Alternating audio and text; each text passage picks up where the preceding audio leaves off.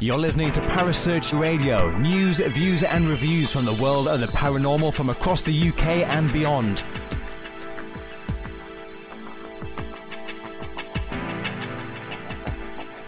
Find us on Facebook, Twitter and the World Wide Web. Parasearch UK Radio.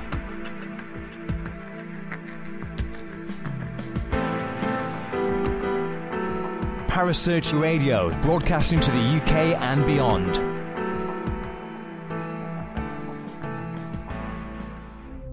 The views and opinions expressed by presenters and guests are their own and do not necessarily reflect the official policy or position of Parasearch Radio or its affiliates and sponsors. Listener discretion is advised.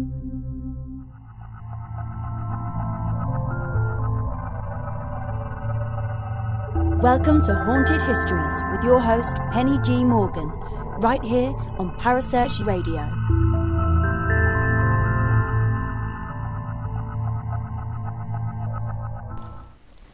And hello, and a very, very warm welcome to Parasearch Radio and Haunted Histories with yours truly, Penny G. Morgan. So, what has everyone been up to this week? You all been having fun? I was supposed to investigate Harwich Redoubt on Saturday, but I had to bail because I had one of those darned pesky migraines, which meant I couldn't drive. But I will be getting there soon because I want to feature it in my next book. And talking of my book, a little wee congratulations to Mr. Phil Barron for winning the copy courtesy of Parasearch on Monday. Spoke to Phil today just to check where he wants me to send it and if he's got anything specific he wants me to write in it, and he said I have complete free rein to write in it whatever I want.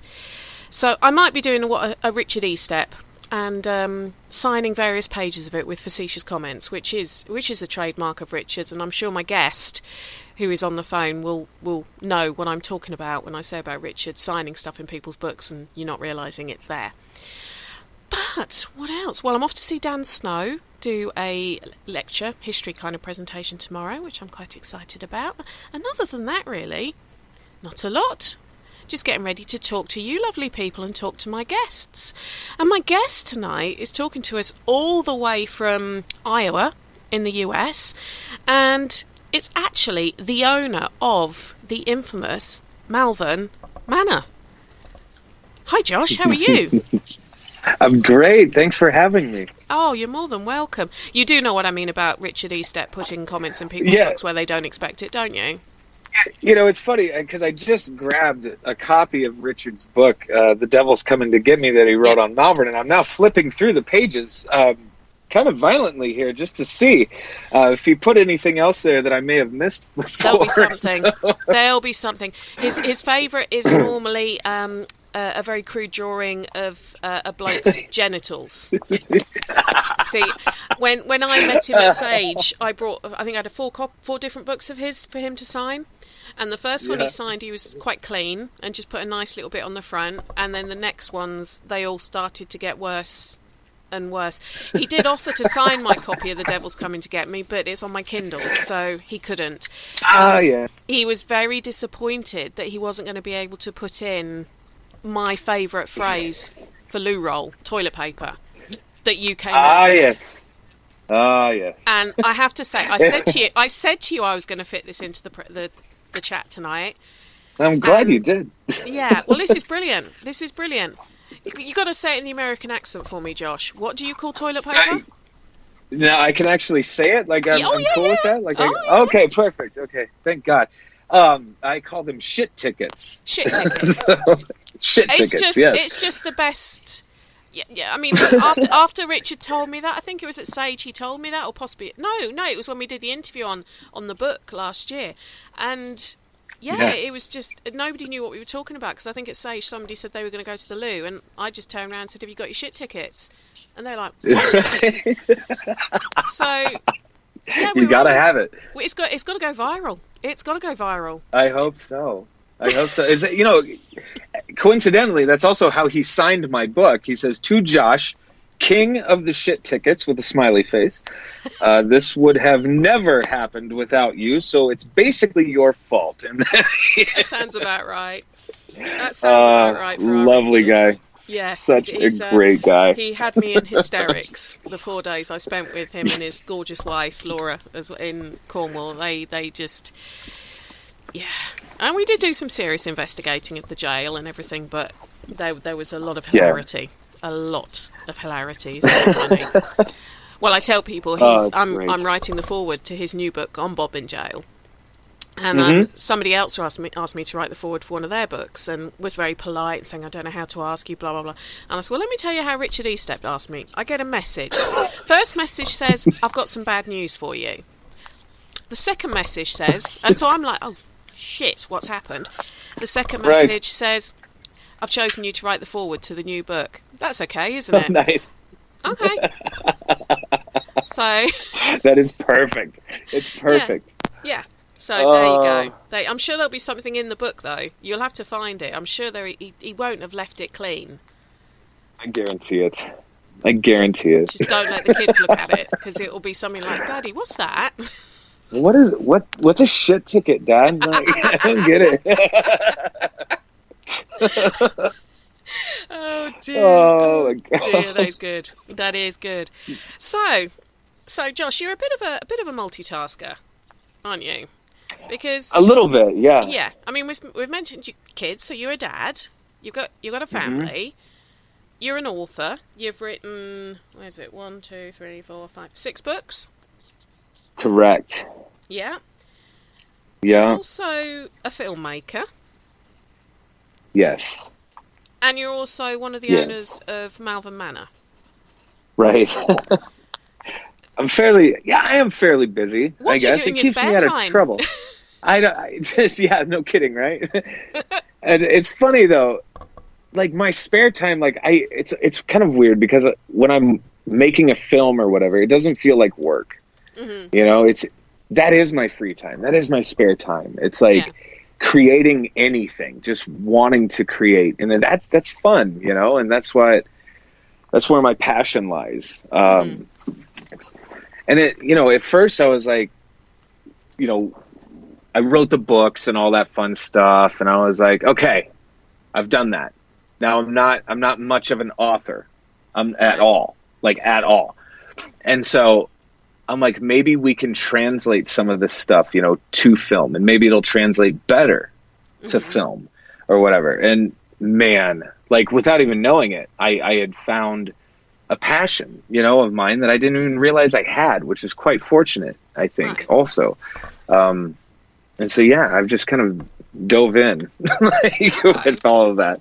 Okay. Well, I want to talk about some of your film documentaries in a bit, because you've got a new one coming out this Friday on Vidispace, haven't you? Yeah. And which I want to talk about, because we were talking about this a bit before we went on air, and it's an interesting premise that you're doing. But the first thing I want to talk about is Malvern. Yes. Right. How the holy hell did you come to be an owner of Malvern Manor? It was the craziest accident that I've ever been a part of. I have completely stopped believing in coincidence. Right. So we were filming my first documentary film, and I had gotten in contact with this place in Malvern, Iowa. It's called the Classic Cafe, and they were nice enough to say, come on over to our place for the purposes of filming an investigation. Like, they have their own slew of paranormal happenings over there. And so they were nice enough to let us in. Now, I also didn't realize at the time that there was a bar that's attached to the Classic Cafe. And being a Friday night in small town Iowa, it was fairly rowdy and kind of loud, as you could imagine. Yeah. And I mean, for the purposes of an investigation, it was an impossibility. We could not do an investigation with noise contamination and all of that crap. It was just not going to happen. So I went outside and I was smoking what I call my angry cigarette. Nice. And I was trying to come up with like a plan B because, for all intents and purposes, night one of filming was screwed. It was done. Right. And so I was very irritated. Pretty much anything that had or could go wrong with that project went wrong. Mm-hmm. And so this was just one more hoop to jump through. And this gentleman was outside smoking. And he was like, "Hey, dude." But was he smoking an angry cigarette, or was he smoking a chewing cigarette? I think he was pretty intoxicated, so I think he was doing all right. Like, okay. He was just smoking checking. for the hell of it. Checking. Yeah. But he was like, "What's with all the cameras?" And I was like, "All right, bro." I'm like, "This is where I lose a lot of people, okay?" So I'm like, "Yeah, we're doing this film. It's on, like, scary stuff and, like, ghosts and hauntings and blah, blah, blah." And he goes, "Oh, wow, that's really cool." I'm like, "Oh, sweet. Thank God he doesn't think I'm a freak." And he's like, "I have this place that's kind of creepy." I'm like, "Really?" And he's like, because I've heard that story a million times already. But he said, "Yeah, it's a place that's fairly old. It was like the fourth building that was constructed in town." I'm like, "Okay." And he's like, "It used to be a hotel, and then it was a nursing home, and then it was a care facility for mentally handicapped people." Mm-hmm. And he's like, "The place is like 10,000 square feet." I'm like, "Where the hell is this place?" And he goes, "Oh, dude, it's just right there across the street." And I was like, "Okay, I'm pretty positive we just became best friends." You know what I'm saying? I was like, "That's awesome." So he was nice enough then to allow us to go into this monstrosity of a building. Yeah. And we walk in, and he's given us a very broad stroke version of history and things of that nature. But we had experienced more within the first 2 hours of walking into that building than we had collectively the last 2 years. Like, this was knocking my socks off to the point where it's like, you don't even know where the hell to point a camera. Really? Like, everything is just happening. So obviously I was infatuated with the place, and I had decided then I wanted to, open that place up. He still owned the building, but I was like, I don't think you realize what you have here. you know? And so he was nice enough. He said, "Yeah, let's open the doors." And for 6 months, people would come in, they would pay me, and then I would just run the money over to him. Easiest money he's ever made in his life. Yeah. But we were doing historical research at the same time. We were doing all this stuff. And then he gives me a call one day saying that he got a new job, a new job offer, and he had to leave the area. And with that, he was selling his house, but he was also going to be selling what we were now calling Malvern Manor. Right. So I told him to just hold on for a second, and I was like, give me a few weeks. And we were, I was lucky enough to find some like-minded people to go into this little venture with me. Yeah. But it's just interesting to look back at everything and see the first 10 minutes of our film, A Brush with Evil, was literally us finding what we now call Malvern Manor, which is very, very odd, when you sit back and really think of everything. So. Yeah. Because one of the things because I'm like the history nerd. That's my thing. I mean, I do understand the whole paranormal side. I do the investigations. My baby is the history side of things, and it's a bit of a standing joke how deep I go when I'm researching for a show, and looking into Malvern, because Malvern isn't a massive place. The amount of history on it, there's not that much. So I ended up looking at old newspapers. That's what I was looking at. Yep. And what was quite interesting is that I can't find many newspaper reports before about 1898, 1897. Right. And I thought that was a bit strange, because if I look at UK stuff, I can find it all the way back to the 1750s. Now, I know America's history isn't, you haven't got... well, it's not to say you haven't got the history before that, but you have, but not so well documented. But it's not documented hardly at all. What I found was interesting was Malvern as a place was actually originally called Milton, and it was set up, was it 1869? Mm-hmm. Which, to a Brit, 1869 was yesterday. Right, exactly. And that's one of the things that I find amazing when I'm looking at sort of American, Canadian, Australian history, is that 1869 it was established. That was kind of, my great grandparents were around then, and that was one of the things that was interesting. And the fact that the manor itself, we'll call it the manor for want of a better term, has had such a myriad of owners. I mean, you know, the fact that it's had sort of pretty, well, I'd say 3 major, uses, as a family home in the first instance, then a hotel, and then a care facility of different types, whether, not just a nursing home and all of that kind of thing. But the amount of people who've managed it and owned it, I was losing track. I was losing track, especially the period between sort of about 1905 to about 1938. It was like a different manager, a different owner a year. Exactly. It was almost as if, like, and I always joke about this. I'm like, it was almost like they were losing it in a poker game. You know what I mean? Yeah. Like, it was changing owners that fast. And it was kind of interesting, too. Like, you see some former owners or an owner selling the place, and then maybe 2 or 3 years later coming back and owning it yet again. It's like, what is going on? You know, it's very interesting stuff. Also, interestingly enough, the strange deaths that seem to occur to some of these owners as well. Some of them are dying in very, very odd ways. We had one guy literally drop dead right on the front sidewalk. And I mean, it was either like an aneurysm or a heart attack, something very sudden. But you know, he had died fairly quickly. I mean, thank God, you know, he didn't suffer or anything like that. It's just crazy, like, to sit there and think about it. And so I'm constantly, like, watching my back because I need to stay as physically fit as possible. Well, it's almost like, right? And I'm glad to hear that, Josh.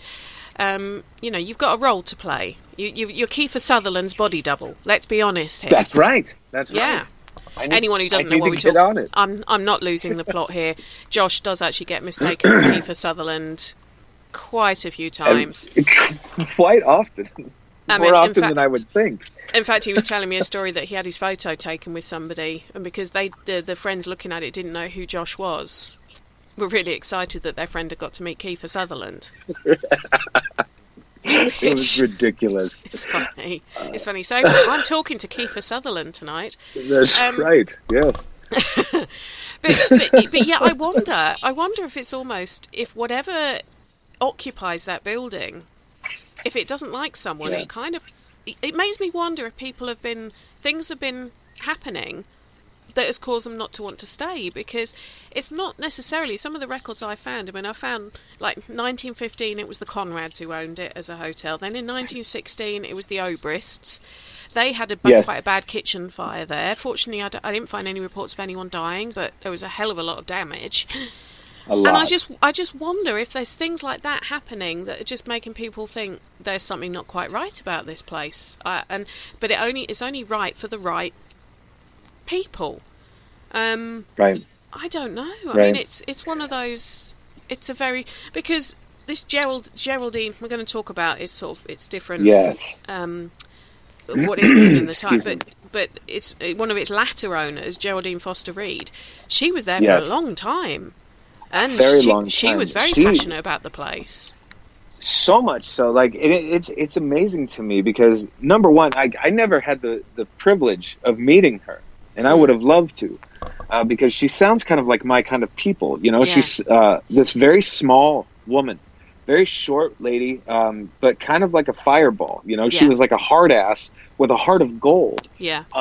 She worked at that place while it was more or less like a nursing home. Yeah. And then ended up owning the damn place when it was the care facility. Yeah. And I believe it was in the 70s when that kind of switched. But she loved the place so much so that if you guys ever come and visit us, you'll see a little trailer in the back of the manor. Now, the trailer sits away from the building, but it's only just a mere 10 feet away from the building. That was her home. She loved the place that much. Like, she lived right next to it, so she could be there at the drop of a hat. Yeah. If need be. Like, that's how passionate she was about these people that lived there. You know, the clientele. which really speaks to her character, I think. It does. You know? Which is one of the reasons I think it's a shame when you see other reports saying it was closed due to health code violations and abuse by staff and all that kind of thing. And I think that paints her in a bad picture, because I don't think it was so much health code violations in that deliberately breaking the law, but it was it just didn't meet with current codes, which is a completely different thing. Yeah, yes, and those were constantly changing. Yes. Yeah. And, you know, it was interesting also. So Geraldine, excuse me, worked up until the ripe old age of 87 years old, which is quite something. And the state of Iowa came in and they said, okay, you have to retire. Like, you are done. Like, you cannot work any longer, okay? And so, you know, reluctantly, she did step away. Reluctantly, she did. And from that point, there's obviously a new director, for lack of a better term or whatever, but a new director of the facility that came in. Now, this gentleman was not very well liked. Not very well liked in the community. Not very well liked at all by staff or you know, residents either. And he was like very verbally abusive, at sometimes physically abusive. He's definitely in prison, you know, now, which is great. But there was a lot of things like insurance fraud and things like that, which sadly is also a very common tale. But I think you're absolutely right. I think people hear those stories and immediately associate Geraldine with just because she had such a big association with that place and it was such a big part of her life, but yet she had really nothing to do with any of that. You know, it was all this guy who comes in and takes over, which is tragic. You know? No, I agree because I was doing some of the reading up on her, and I know she owned. Her and her second husband, was it? They built another care facility in Malvern as well, didn't they? Because they had two, but she chose to spend more time at the cottage, and what we now know as Malvern Manor. So she obviously had a real. And I can't help but think that there must have been a reason why her stay there wasn't curtailed like everyone else who'd run it as a hotel, because it does seem to be that as a hotel it wasn't once the railways stopped sort of funding it, for want of a better term, it wasn't as successful as it had been, but it was still paying its way from what I could make out from the research. It would seem that way because it ran as such, you know, all the way up until the 1950s, you know, and it would run as a hotel. I mean, and that's saying something. It's like, well, apparently they were doing enough business, you know, like it wasn't just, it wasn't the invention of the automobile or anything like that that killed its business. Absolutely not. No. So it does make me wonder if there's something, because a lot of the things when you read, because I was reading a lot of people's sort of write-ups of the place, not necessarily people who visited there, I have to stress that, Josh, but people who'd written it up on the internet, and the thing they all focus on is that it was an asylum. It was a mental asylum, which it wasn't, was it? It was. Correct. It was more of a group home, like a safe place for people to live, and a recovery house and things. Right, and that's just it. Like the amount of the clientele was so vast that yes, like things that we see every day, people with Down syndrome, people with drug and alcohol abuse. And then, you do have the opposite side of the coin where you do have people with, you know, DID or multiple personalities, as it used to be called, schizophrenics. So you also have murderers that were living there as well. I mean, this is a very odd population of people, sure. But Geraldine would not turn somebody away. That was who she was, the kind of person. She would go out and she would find somebody on the street. Hey, are you hungry? Do you need a place to stay? And she would absolutely take them in, no matter what their story was. Like that was who she was. She does genuinely sound an amazing lady. Absolutely. But what I was say, all these reports, that's all everyone focuses on. They focus on the mental health side of it, and they also term it wrong. They say it was an asylum. They say people were abused, and all this kind of thing. Which, you know, it wasn't an asylum in that sort of, you know, like the Trans-Allegheny or all those kind of places that were your stereotypical mental health facility. But they seem to forget about its past as a hotel. and the kind of people that it would have had coming through its doors. They focus on the quite small period when people with mental health issues, for want of a better term, were living there, but they forget about its thing as a hotel. Now, I found out something in an advert in a newspaper article from 1898. That wow. on a Tuesday and a Saturday, you could have osteopath treatment there in 1898. Yeah. Which I thought was quite funny. It was quite out there. You don't think of osteopaths in 1898, and I quite like that one. And they were also the local newspaper was very proud in talking about Dr. Averill was installing a new boiler that was going to provide heating to all the floors. And I find things like that fascinating because they're kind of real, and it was worthy enough to be reported in the local newspaper. But with a hotel, you're going to have that kind of toing and froing, and that kind of brings me on to my first story about the place that I want us to talk about, if that's okay. And I've kind of sprung this on you. Sure. To tell you I was Inez. No, it's fine. Inez. Oh yes. Now, for those of you who don't remember the show I did with Richard on this, Inez is a 12-year-old girl, and she did exist. Gibson, was it Gibson? Mm-hmm. Her surname, Inez Gibson. Yeah. And she did exist, and her story, and I'm actually not being sarcastic here. Her story is tragic. Her parents divorced, and she had an older brother, I believe, didn't she?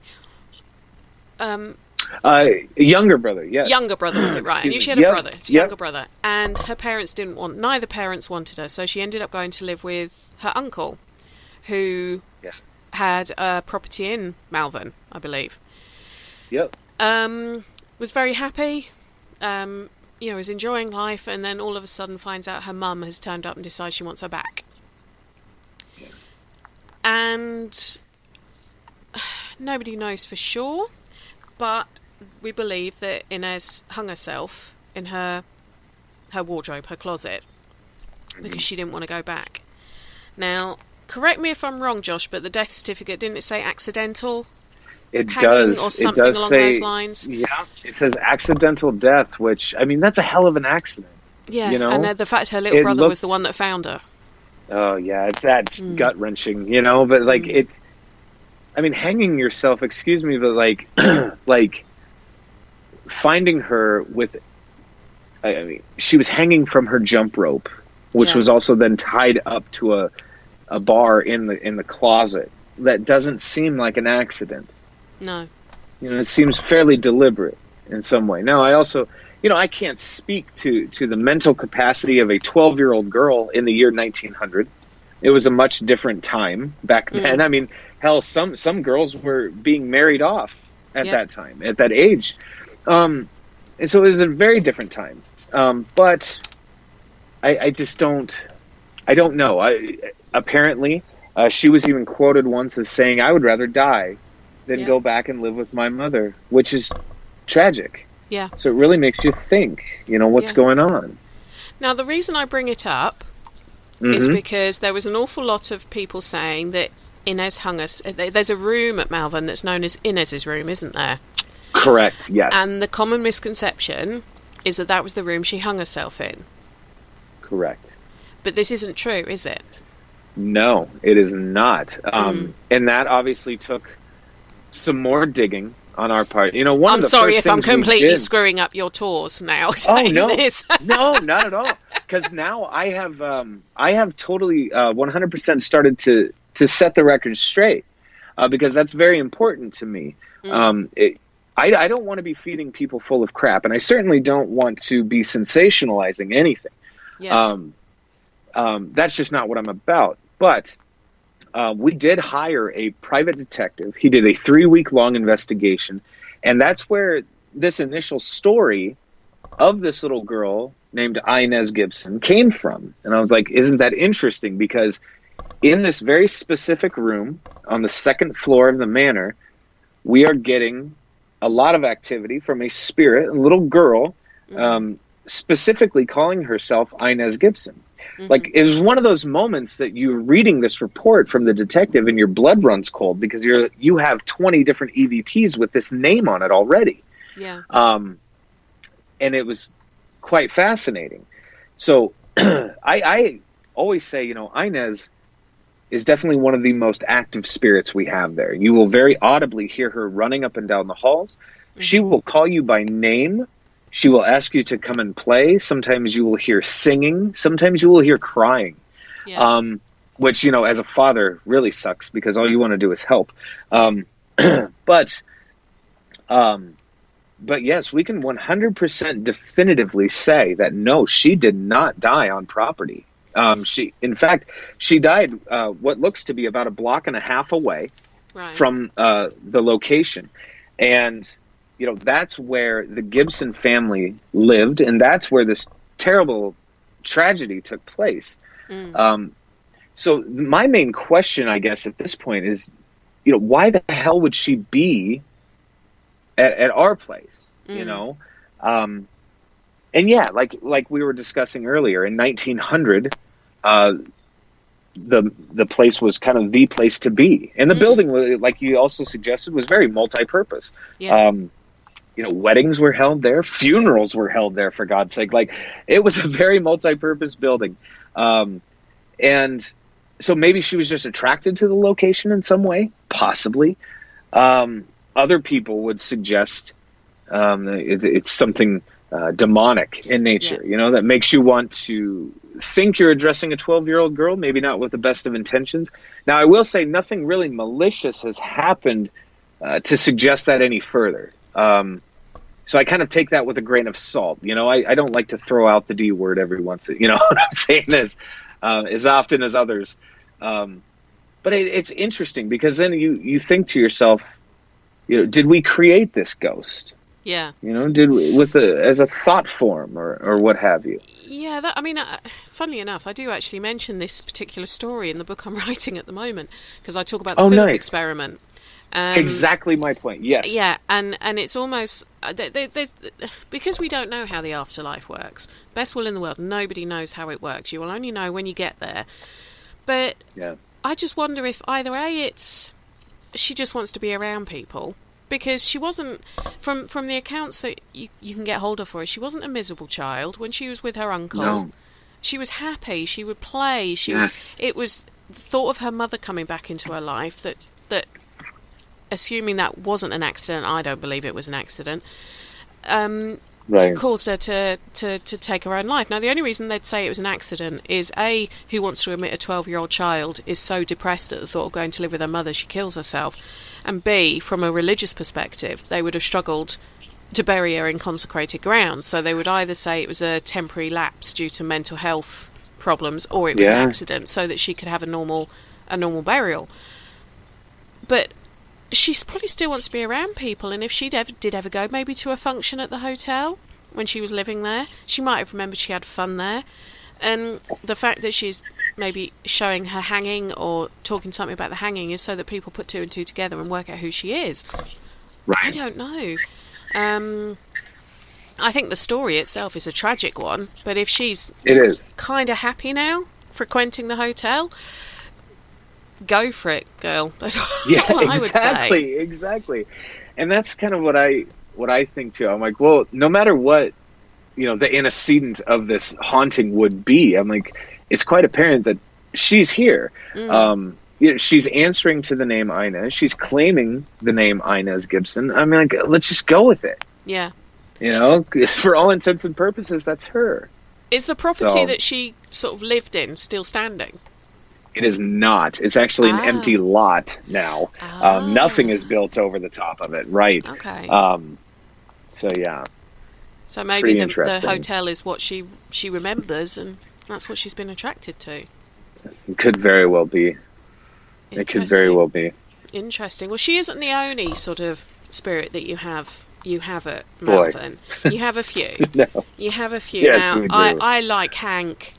I do like Hank. He is one of my favorites, for sure. Do you want to tell us about Hank? Yeah. So, what we know about, Hank's room or Henry's room, and I always say, it kind of depends on the day and what he wants to be called. But he is like your very stereotypical grumpy old man. He would sit out on the front porch and he would throw rocks at children. Like, so he's just kind of an ass, but at the same time, I really kind of want to be this guy. I mean, at the very least, have a beer with him, right? Like, he's God. probably a really good character if you get on the right side of him. If you bond with him, he's probably quite cool. I guarantee it. He's gotta be. But he doesn't like women, does he? He doesn't like women touching his stuff. He does not. He has a very strong dislike for females, which is interesting. Like, he will call ladies some of the most vulgar names that you could possibly imagine, and like, his vocabulary is epic, to say the very least. Like, he says things that even make me blush, which is saying quite a lot. But yeah, like, some of his clothes are still there in one of the dresser drawers, and that's just it. Like, he doesn't like it when people are touching his clothes, and especially females. Like, folding the clothes even is enough to elicit a response. But like, ladies, especially, then putting on the clothes and maybe making light of the fact that they are wearing his clothes, that will definitely set him off. So do we know if there really was a Hank or a Henry who lived there? Have you, or are the records still too? This is just what the nursing staff has told me. The former nursing staff. Now, I will say this. We did find a ton of records once we acquired the building. Now, I'm also one of those guys. I don't want to step on toes. Yeah. And I don't want to play the HIPAA game or any of that crap. I don't want to do that. And so those files were removed from the building, and we have them. Still, we have them, but they're in office space that we own in Omaha, Nebraska, under lock and key. Hang on, how far is Nebraska away from Iowa? Omaha, Nebraska, from where we sit in the southwest corner of Iowa, Omaha is only about a 45-minute drive away. Really? So it's really not that bad. Yeah. Blimey. I thought it was a lot further away than that. I always direct people to fly into the Omaha airport when they're coming to visit us, just because it's fairly easy from that point on. Right. Yeah. Okay. So no, Hank. It's the throwing stones and rocks at children. Yeah. It still makes me chuckle when I read about that in Richard's book. It just makes me laugh. Even though I'm a mother with children myself, I must admit sometimes I want to throw rocks at them. So Absolutely. I kind of get his. I feel his pain. Although funny enough, I tend to not get on with female spirits. Female spirits tend to hate me for some reason. So I might get on with it. Wow, you might. Yeah, I think you and him might become like best buddies or something. That's awesome. I might be his woman, the woman for him. That is perfect. That is perfect. He might actually let me touch his clothes. You never know. Yep. Yep. So we have Hank. We also have the captain. Oh my goodness. Now, is the captain the second floor entity? Yes. Or is that someone else? That is the captain, isn't it? No, that is the captain. Now, it's interesting because this is kind of where things start to get like kind of nasty every once in a while. But up on the second floor or whatever, it's a very odd hallway in this general area, but it kind of curves around and it's just very odd. But in the corner room, which also is coincidentally the biggest room on that floor, there is a gentleman spirit referring to himself as the captain. Now, usually people are greeted with a disembodied voice. Yeah. Sometimes this is quite audible, saying things like, "What's your business?" Things like that. Sometimes it'll flat out tell you, to F off and leave, things like that. Now, people have been getting punched and scratched and bit and kicked. Like, very odd things physically happening to people. Now, I will also say, though, that this is generally happening after these people have been provoking in some way, shape, or form. So I'm not necessarily saying they're asking for it, but they're kind of asking for it. They're asking for it. A little bit. Yeah. If you provoke, you got to be. If you provoke, whether it be a spirit, a dog, a human, you've got to be prepared for the consequences and not be surprised when the consequences aren't very nice. And just totally bites you in your ass, yeah. Like, it'd be like walking into a bar and picking a fight with the biggest guy that you find. Yeah. You know, there's probably going to be some repercussions. But now, personally, I've never really had anything necessarily negative happen to me with the captain. Maybe that's because, you know, I'm the guy that's there, you know, sweeping the floors and taking care of the place for the most part. And you're respectful towards them. I really try to be as much as I possibly can. Like, absolutely. And I probably sound like a crazy person, but I do. I walk in and I say good morning.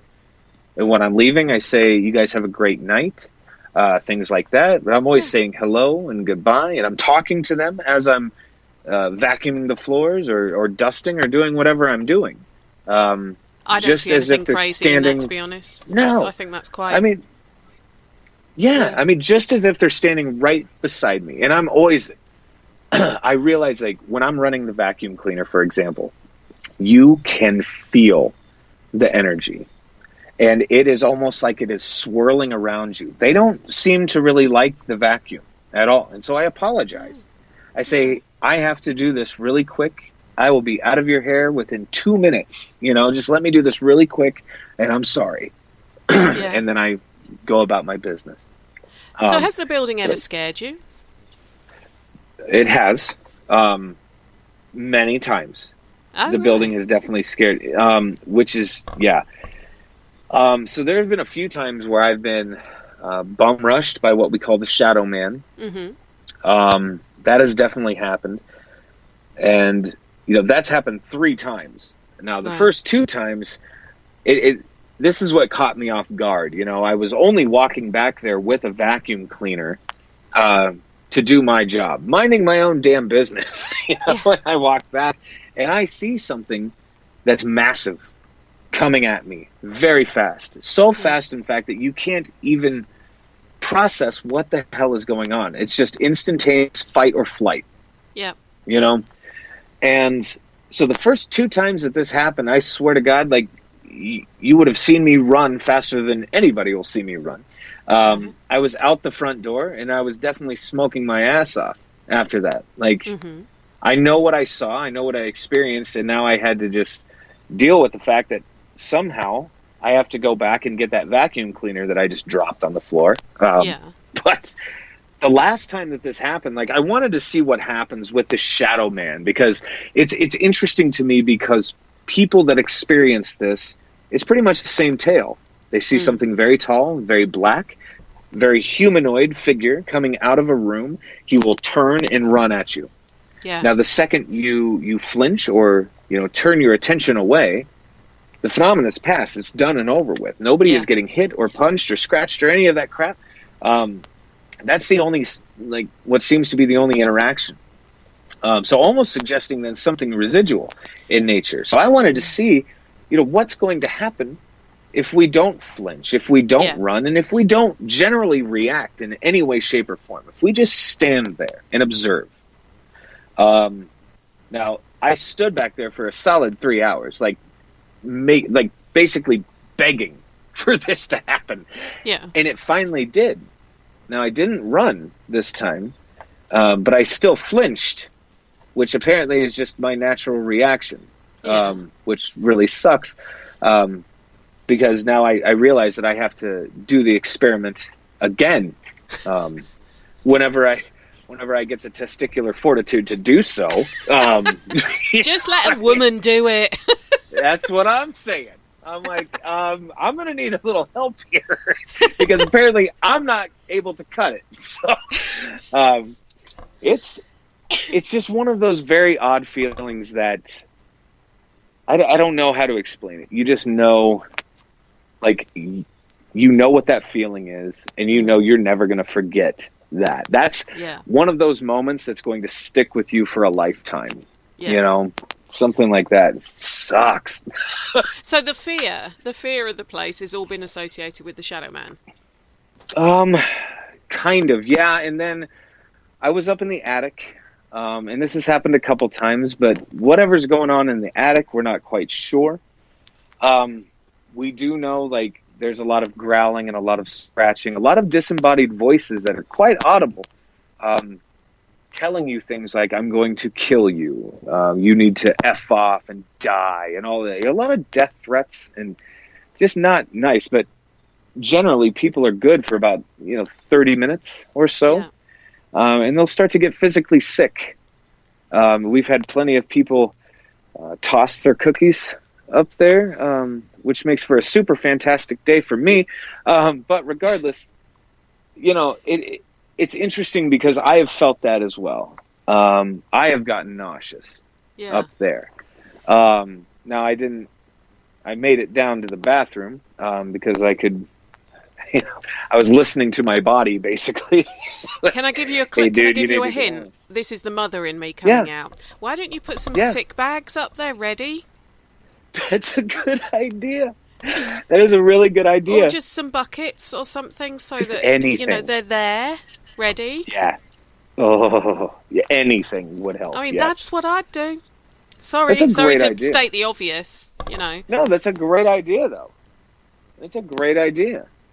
And then at least you don't have to clear up quite so much. Yeah, that's true. Nothing a hose can't take care of then at that point. Well, I know you keep a visitor book as well of that people can write in what their experiences have been, don't you? Yes, which is so cool.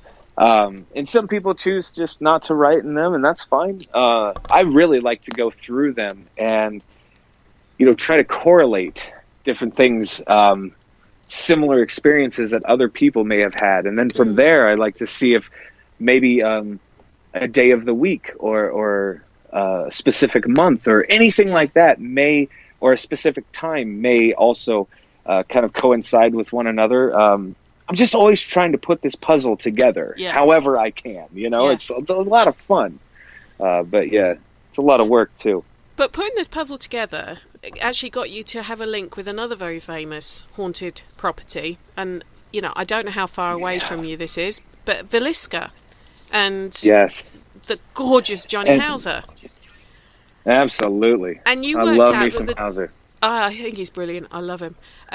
He's one of those people if you was one of those people who took people on face value, you'd be scared stiff of him. But I just think he's so lovely. He's so lovely.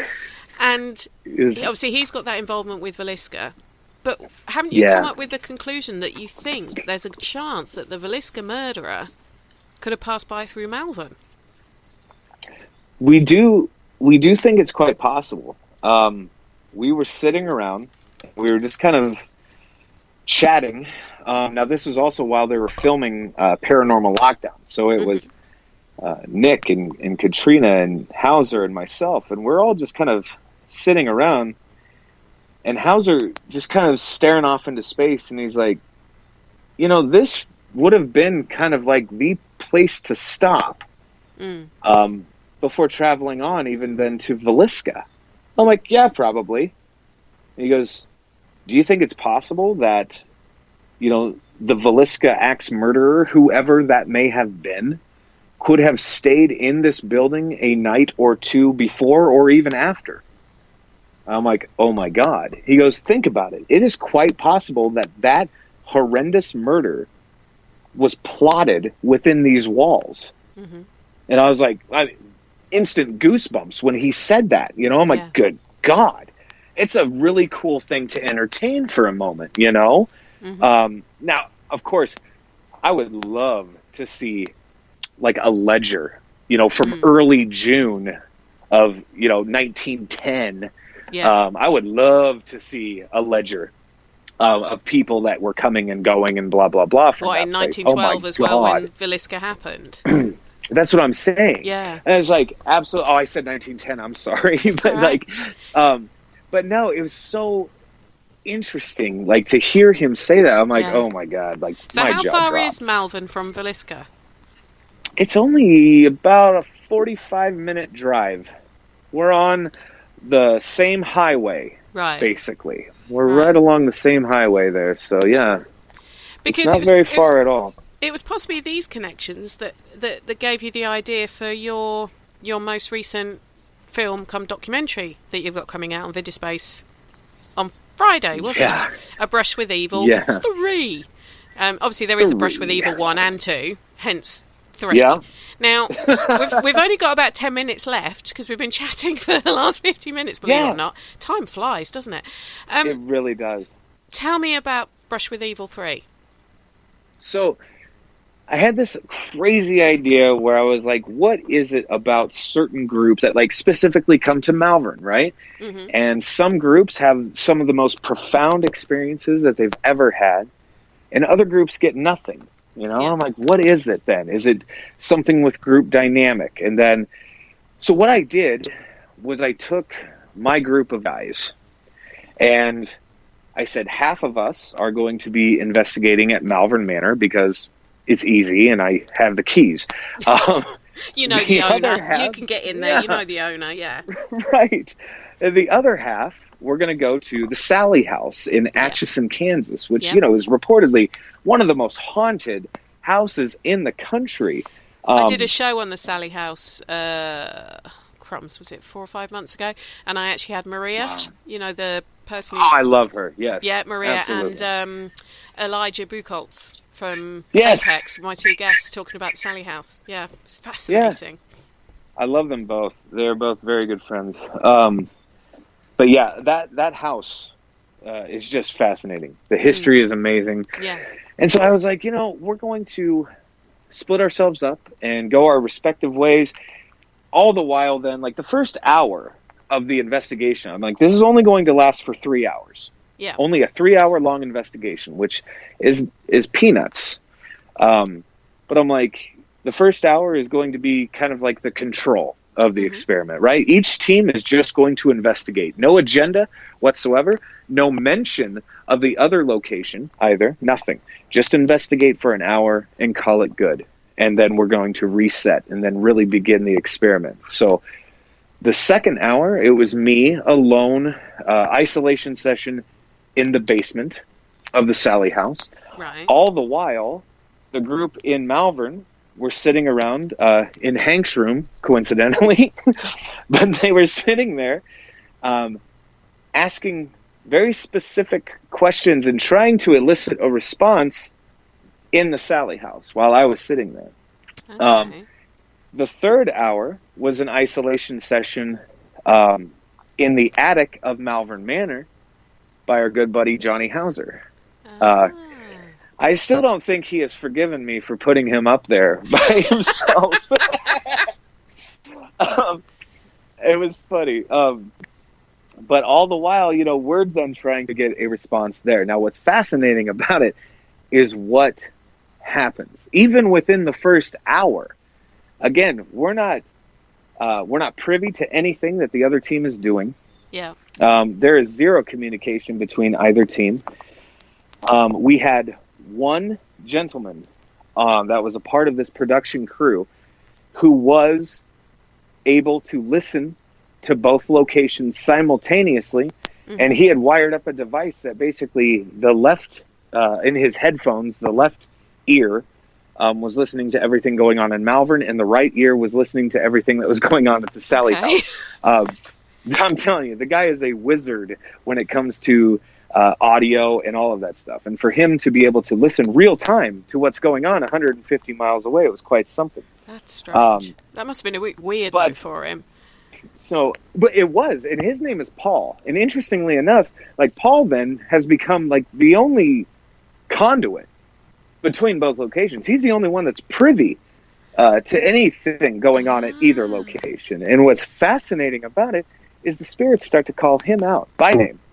And things like, did you forget Paul's on? I mean, these are very Class A EVPs that are coming through. Wow. Hey, Paul, look over here, Paul. I mean, things like that. It was like, what? It was bizarre.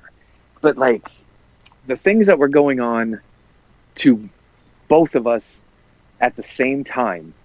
And, I mean... So we've got Johnny is in Malvern, and you're at the Malvern, Sally House. Yes. Correct. And... it was ridiculous. It was absolutely ridiculous. I cannot wait. For people to see this. And definitely get a little feedback too. But basically, what I'm hoping to do with this film is open up a new dialogue within the paranormal community, right? Open up a new, just a new discussion. And then it also kind of, it is also kind of hinting at the fact that, you know, if we are working together with another team, no matter if they're a different time zone away, a different country away, it doesn't matter. Like, I was going to say, I've got an interesting one for you. I've got an interesting one you could try. Yeah. Right. Okay. Have someone in the UK at, say, an old World War II US Air Force bomber base, but then have someone in the US at a US bomber base, and see if... tell you, like, and I have access to one. So that would work. We could make this happen. We could easily do this. We could easily do this and see exactly what we're doing right now. Like, we're opening up this different avenue now, right? And we, like, working together is only going to foster better results, because at the end of the day, we're all after the same frickin' thing, right? Yeah. That's it. I mean, we just want to know one question and one question only. What the hell happens to us when we die? That's it. That's all we want to know. I've even got a title for this one. A Brush with Transatlantic Evil. Ooh, see, it's perfect. There you go. It is perfect. There you go. I love it. I love it. I love this. Oh, well, I'm looking forward to, when I get a chance, to watch the, because it streams out on Friday, doesn't it? On Vidispace, which actually also our good friends from Haunted Live go out on as well. That's right. The guys from Haunted magazine. So excited about that too. Yeah, they are. I was so pleased for them when their first one went out. They were like little kids. They were so excited. It was so sweet. Oh, that's great. I enjoyed it. Great. So, if anyone wants to come to the Manor, what do they need to do? Yeah. You know, if you guys go to the website, which is just themalvernmanor.com, you'll be able to check out the calendar. You can see available dates. You can email us or whatever. After you select a date, it emails me directly, and then we get you on the calendar. That's it. It's that simple. I mean, it's really that simple. It really is. And do you do visits during the day if someone's on holiday in the area, just so they can have a look around? Absolutely. So we do day tours as well from noon until 3 o'clock in the afternoon, Tuesday through Sunday. Monday is the only day that I really take off, you know, but we are still open on Mondays for overnight investigations. So there's that. Well, there you go, people. If you're ever in Iowa or you fancy a trip over to the US, you can take in Villisca, you can take in Malvern and make a spooky week of it or something, whichever you're looking to do. And you never know, you might get to meet Johnny Hauser and Kiefer Sutherland. You never know. That's right. Well, thanks ever so much for your time. Oh, it's this afternoon for where you are, isn't it? But tonight, where I am here, it's been an absolute pleasure chatting to you, Josh. Oh, thank you so much for having me. I appreciate it. Do stay on the line, because I want to have a chat with you once we go off air. But it has been an absolute pleasure. Thank you so much, and I'm looking forward to filming A Brush with Transatlantic Evil with you. There you go. Absolutely. There you go.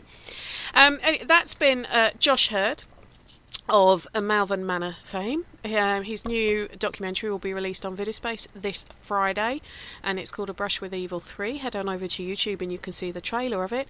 If you are interested in going to Malvern Manor and you're over in that part of the world, drop him a line and I'm sure he'll hook you up. And you never know, just make sure you bring your own shit tickets. And on that note, it's all done for me on Haunted Histories tonight.